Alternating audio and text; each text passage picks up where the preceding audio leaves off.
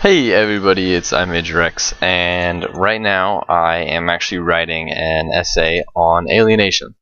Now, that is kind of relevant to the video. Actually, it's extremely relevant to the video because I actually wanted to talk about alienation and maybe a little bit about how I feel alienated or how I've felt alienated and how maybe others have felt alienated that I can think of. Not trying to point. I'm not gonna use their name or say any examples or do anything personal like that. But I'll give personal examples of myself because, well, let me get started with this. So the books that I'm writing about are The Catcher in the Rye, which is one of my favorite books actually now, and the other one is The Scarlet Letter, which I did not read, but I'm writing an essay on it. And I didn't. Why did I just fall across a stone path? I don't even know what agility level I need to use. That I just fell on it. And I'm level like 86 agility. That's kind of ridiculous. Where was I, anyways? I was on the topic of alienation. So the two books, Scarlet Letter and not Huckleberry Finn, Catcher in the Rye, and basically Hester Prynne in the Scarlet Letter is alienated by her society because she commits the crime of adultery. And throughout the whole book, it literally starts off at the beginning. She's already committed the crime of adultery, and it starts off with her receiving the Scarlet Letter A to put on her chest that she wears around the whole book. And then throughout the story, she grows, and because of that, learns. I don't know. She changes in a way. This is what I'm trying to use for my essay. She changes in a way that's based on society's view of her. So she changes as a character, but it's in the minds of society.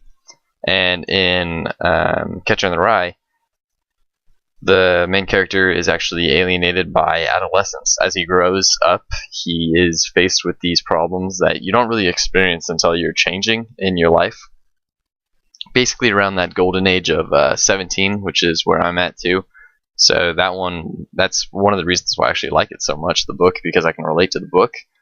But he faces all these problems about how no one can understand him, no one relates to him, he's all alone, he leaves everything. He goes on an adventure in New York.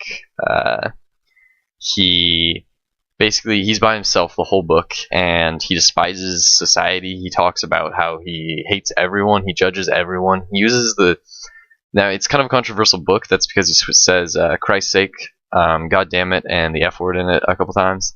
But it's a really nice book if that doesn't offend you. I don't think it should, and it's actually a really nice novel to just find yourself reading, because it actually does relate to at least a lot of Americans, not a lot of Americans, but a lot of teenagers or male teenagers in society, namely America, because it actually takes place in New York. But it's a good book, and I actually related to it a lot. Now, the reason why I came here was because I wanted to look at my titles. I have 31,000 points. I get resourceful when mining or woodcutting. I don't want that. Equilibrium's lame. Yours no. Master Tracker gives me a 7% bonus. I don't want that either. I want none of these. Master Corruption, don't need it. Can't buy it. And everything past this point, I believe, is too expensive. So I guess I'm saving up my loyalty points yet again. So as I'm going to go back on the topic that I started with. Since I'm comparing these two books, I thought about maybe how have I been alienated in my life. And now here's the part where I'm really comparing myself to the book, or to the books. I'm not an adulterist. I don't believe so. But in my life, at least right now, I am actually home by myself. My parents and my sister have left to go, not on vacation, but to go to another state. So they're gone, and I have the house to myself for today, and then I'm going to have it for another couple days, and I've already been alone for a day or two. So what is my mouse doing right now? That was the weirdest thing. That was weird. It was just kind of moving around by itself. Oh no, it's getting pulled by a cup. Alright, I see now why. But, so I'm alone by myself. I was thinking about my family and how things have gone. Today I actually woke up and I went to lunch with my aunt. and I enjoyed it. I had a good time, but I didn't really talk. And honestly, throughout the whole conversation that we were having, it was mainly my aunt and my uncle uh, talking to each other, more about just to themselves than with me. Every now and then I'd throw in a piece. I would talk a little bit, but we didn't. We talked, but I didn't participate as often as I could. And I really couldn't, because if I think about it, I'm not the big kind of family man. Like, it's not that I don't like my family. I really love my family, but I just, for some reason, can't truly relate to them. That's how I feel. When I was growing up, I was by myself for a lot of the time, because my parents worked for why are they isn't aren't the houses, is there a new thing where the thing is always on? If I go in here, what happens? No, selective. Yeah, but oh yeah, so my parents raised me working a couple jobs. I think my dad has worked 2 jobs for most of his life. My mom has worked one and then gone back to school. So she's been basically working during the day and then going to school at night. My dad has been working during the day, working at night. And me and my sister kind of grew up pretty independent of our parents because of that.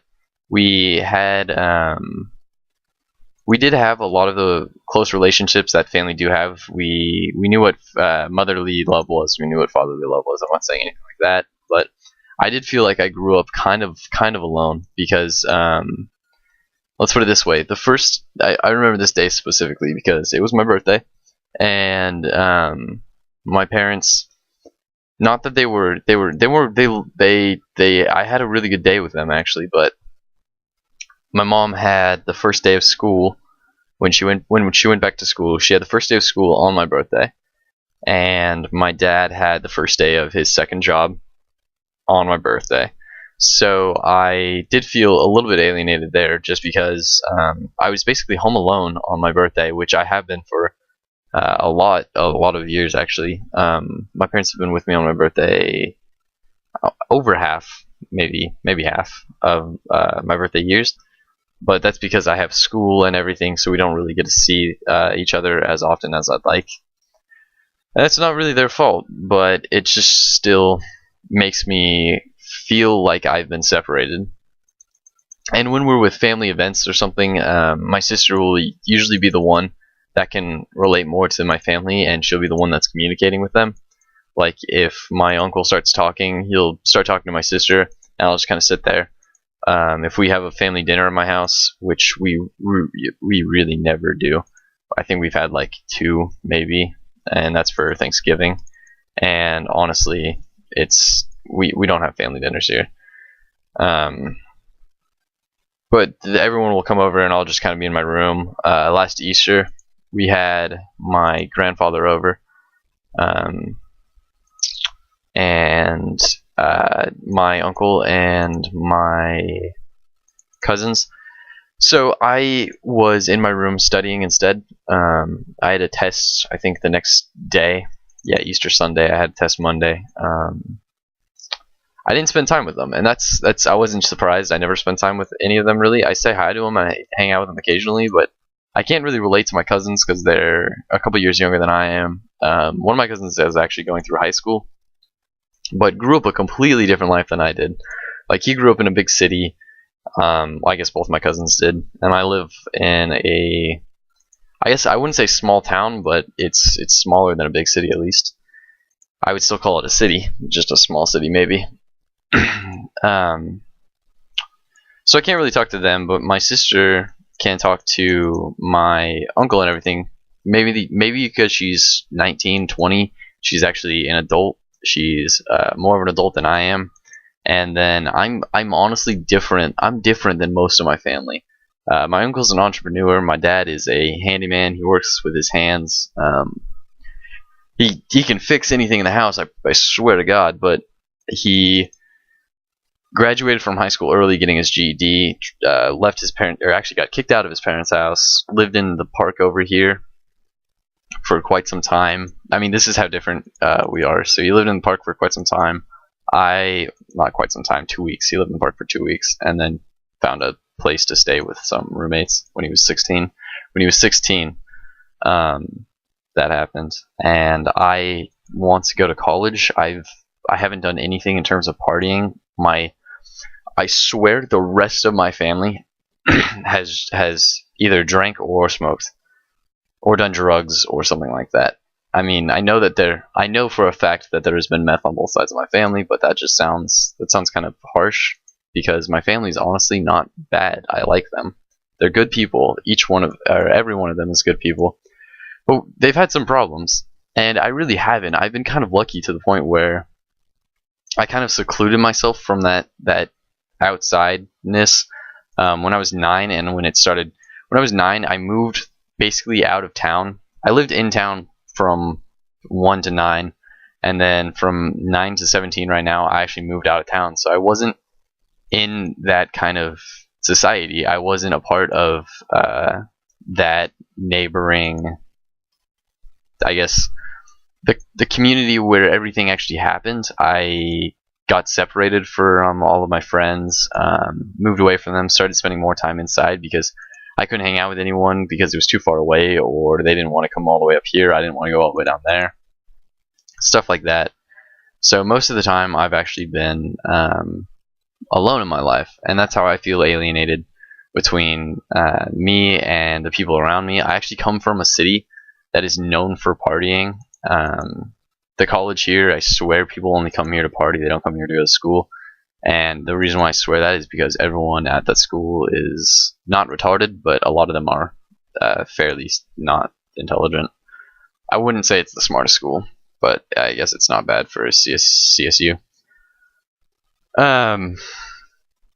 What else can I possibly talk about? Because I'm trying to relate this to something. Oh yeah, so I felt alienated just because I've been alone most of my life, because my family has worked. They're all different. Everyone's grown up with a different life than I have. My sister actually grew up with a different life than I have. She was closer to her friends than I was. I never really had the close friends that she didn't make pretty early on, but she sure did find people that she could relate to.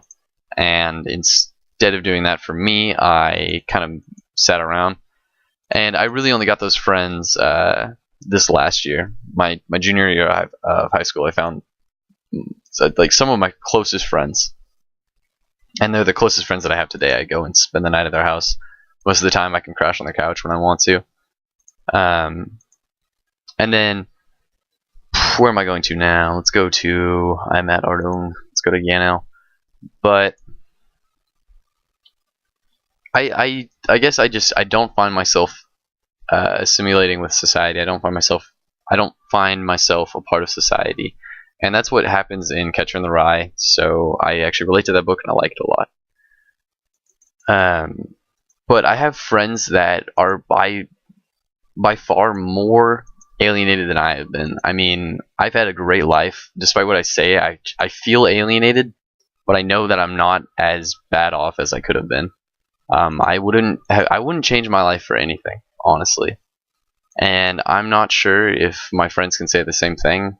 One of my friends has had, I think, the roughest life I've ever heard. One of the hardest lives I've ever heard of, honestly. Grew up basically without parents. Had to start becoming an adult when they were 8 because their older brother got taken away. They didn't have close family relations. And I did not have a life like that. I had a life where my family was available if I had to. If I had to call my family, I could easily contact them, and they would drop anything for me. And I couldn't imagine not having that, because it kind of shaped how I think of today, where you do anything for what you love. And that's so different from what a lot of people think, because I know a lot of people think about self-interest and what you really want, what's better for you. But honestly, if you love something, you'll do whatever you can for them or for that thing. And I'm not sure how many people think about that or think of life like that. And because I grew up by myself, I had a lot of time to think of basically of life and how I wanted to live it. I decided not to drink or smoke for the majority of my life. I've never actually done either of the above. I haven't even thought about it really. I don't want to do that. It's just not part of me. I was actually thinking today, even if I turn 21, am I going to drink? And I couldn't answer the question because it would be acceptable in society, but do I really care for it? Not really. So why would I bother? I mean, if it's fun for you, go for it. I don't mind. I know a lot of people. I mean, basically everyone at my high school has done it. I feel like because that's just where we grew up. It's really pro pot. It's pro marijuana. Parties happen everywhere. If you want to get drunk or high, you can honestly just walk downtown at night and do it wherever you want. That's probably true for a lot of places, but for here especially, it's kind of crazy sometimes. I don't know where I'm going in here. I think I can go to Isafadar. Every now and then I'm just throwing in RuneScape terms or something about RuneScape that's happening, but I'm really just talking about my life. So how am I relating this, or not relating this, but what is the point of this whole thing? And that is basically just to get an idea of how things change other people. I'm actually writing on the themes of the two books. In the Scarlet Letter, the main character Hester Prynne finds herself externally conflicted by society, where they force her to do something that, or not force her to do something, but they force her to basically leave the. Can I catch a dragon nibbling? Do I have the hunter level? No, I don't. Probably. Yeah, no. But she willingly leaves her society to go into a college in the outside of town, and she changes in society's mind, and her whole problems are external, and that's how she changes as well. In The Catcher in the Rye, all of his problems are completely internal. He hates everybody. He orders a prostitute. It's pretty funny. It's a great book, and there's a prostitute in it if you're interested. I'm just kidding. There's a prostitute in it, but it's just that. And the whole book is internally conflicted, and at the end of it, he internally changes a little bit. He changes to the point where he can identify himself as having a problem, and he starts to wonder why he does everything that he does, why he hates people so much. But other than that, he doesn't really change. He just survives. And that's actually a big part of the problems too. Purge, you have no further business here. Alright. So that's a big part of his problems as well, which I am going to just include that in the essay, because I kind of just figured out external problems, externally judged, internal problems, internally judging himself, as he had already judged most of society. Something I'll make it up. That's all you do in English anyways. You write an essay about something that you don't really think about it, but it's a true statement that you can make from the book. Like if you think, oh, the author wrote for this purpose, you're probably wrong. The author probably did not write for that purpose. But through analysis, you can actually think that maybe on a subconscious level, the author did have the main purpose of putting that one part in the book. I mean, obviously, if you analyze any sentence in one book, you can pull any amount of detail from the writing style that they have. But the writing style that they have isn't a style that they give themselves. They have it. They automatically have it through nature. My writing style is crap. Honestly, I'm not a writer. I don't think I would write a decent essay. I'm a really passive writer compared to a lot of people. I like to be verbs. I like to basically ramble on with stuff. I like to try to make complicated sentences. It's not a good combination. But with other writers, sometimes their style will actually affect how you think of the characters and how you think of the judgments that they have or the choices that they have. And it's probably not on purpose for them, but it is something that you can analyze from what they write. And you can do that with both of Catcher in the Rye and Scarlet Letter. But what you get from it is that both were alienated. That's what I'm trying to point out. The themes of the books are alienation and how it affects them. And I was just kind of comparing it to my own life, comparing it to other people's lives. One of my friends, again, has one of the hardest lives I've ever known. which is incredible. I honestly think of him as incredible. He goes to MIT now. Hopefully he doesn't watch this video, but he goes to MIT now. He knows how to make RuneScape videos, yes. That's what he said to me too. I listened to what he said about his life. I asked him about his childhood today, and he said, oh, well, I'm not in a good mood anyways, so here, I'll tell you about it. And I was like, okay. Listen to it. It was pretty rough, and at the end of it, I didn't really know what to say. But when I said, wow, I've had a pretty good life, he said, yeah, me too. And then I was like, that's crazy. It's weird to think that you have a good life. And then he said, what the fuck, I go to MIT. That's a huge achievement, yeah. And I'm proud of him. He's successfully made it through his life, which is something that you can really only hope for a lot of times. Because sometimes things can look hard. Sometimes you can appear to be alone when you're not. Right now, I'm not alone, but I mean, I'm at my house alone, but I'm not alone. I could call a friend up, and I can't have a friend come over because I tried that, except not really. Tomorrow is a Monday, and people don't really like visiting on Mondays, and women don't really like coming over when you're not dating them. Found that out. I'm just kidding. They actually do want to come over, well, I'm just going to shut the fuck up right now. So that's what happened today, basically. I'm trying to think about my life and some of the hardships that I've had. Now, continuing on with this, by the way, here's how you get to this altar over here across from Catherby. Continuing on with this, I have a essay prompt on one of my college applications that says, what's the hardest thing I've ever had to face? And in reality, I haven't had to face any real hardships throughout my life. The hardest thing that I've had to deal with is I haven't been close with my family. And that is, for some reason, something that I willingly chose. I went over to my friend's house last night, and she was extremely close with her family. I stayed up at their house till 12 midnight, talking to her mom, and her sister. And it was actually really comfortable. They were all just talking, and it felt nice. I was actually happy to be over there.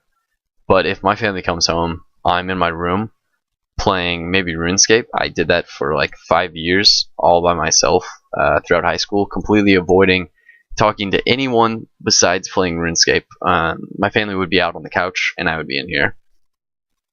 And it could be just because I don't like watching TV. I don't want to get distracted by what they're doing, but eventually it becomes a pattern, and then I just don't communicate with my family enough.